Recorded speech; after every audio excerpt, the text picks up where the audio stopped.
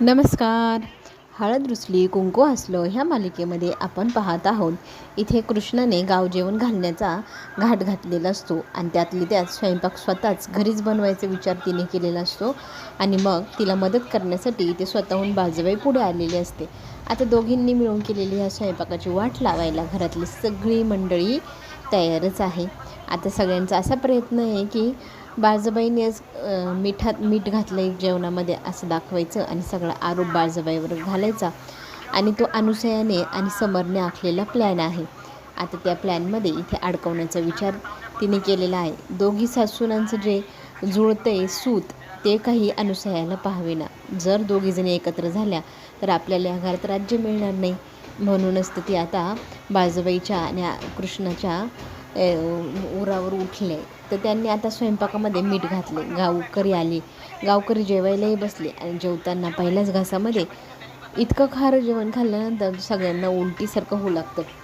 आता इथे पूजा म्हणू लागते, आईला काय झालं, तू असं काय करते. तर इथे पूजाची आई म्हणजे कृष्णाची आई कृष्णाला बोलू लागते की असं कसं तू जेवण बनवलेस, असलं कधी जेवण असतं का, इतकं मिठाचं, अन्नात मीठ घातले का मिठात अन्न घातले तेच कळेना.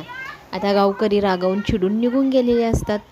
आता उरले घरातली मंडळी. आता घरामधले सगळेजण संतापलेले असतात. असं कसं होऊ शकतं, हे कोणी केलेलं असावं, कोणीतरी जाणून बुजून मुद्दाम कृष्णाने केलेला हा जो घाट आहे तो खराब करण्याचा प्रयत्न केला आहे. मग इथे पुढे दुष्यंत येतो आणि बाळजाबाईला म्हणू लागतो की तुम्ही तर चांगुलपणाचं चांगलंच नाटक करताय, चांगलं वागायचं आणि आपलं जेवण खराब करायचं असं तुम्ही ठरवलेलं दिसतंय.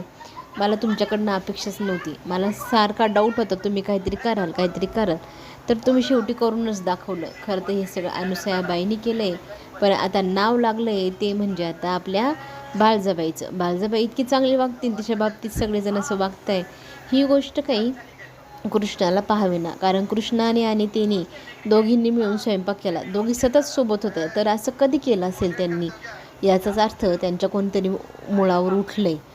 मग ती सगळ्यांसमोर आता बाळजाबाईची बाजू घेऊन बोलू लागते की मला यांच्यावर पूर्ण विश्वास आहे, त्यांनी जे केलं आहे ते प्रामाणिकपणे केलं आहे. हे मीठ घालण्याचं काम बाळजाबाईंनी नाही तर दुसरंच कोणतरी केलं आहे.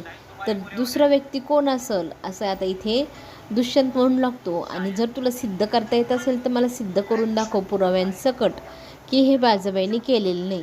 तर आता कृष्णा बाळजाबाईच्या पाठीशी खंबीर उभी राहत खरा गुन्हेगार सगळ्यांसमोर आणणार असा आता प्रण घेते. चला तर मग पुढे काय होणार पाहण्यासाठी आपण पुन्हा भेटू.